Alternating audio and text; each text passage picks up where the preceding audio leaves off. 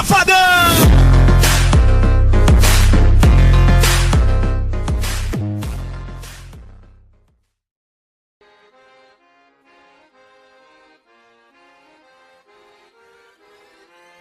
Irrota ankkuri, lähetään vesille. Ruumasta rommit ja hennesit esille. Arkusta aarteet huurteisiin. Musta lippu salkoo tulta purjeisiin. Näillä vesillä on merten. E aí, beleza, pessoal do YouTube, beleza?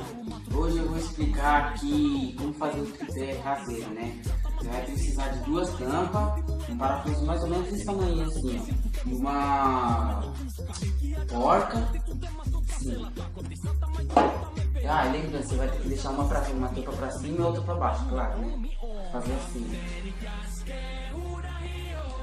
E lembrando, você tem que catar aquelas garrafas de 300 ml, alguma coisa assim, 200, e cortar essa ponta aqui na medida do seu celular, tá vendo? Aí a garrafa e tal, você enche de água para dar um pezinho, né? Pra não balançar. Aí você cata.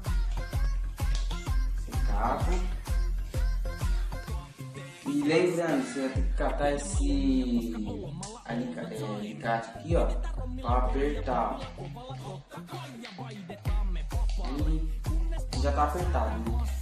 Aí você coloca.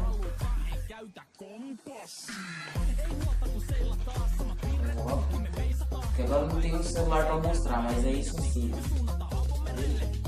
É isso, beleza? Valeu. Se inscreve aí, deixa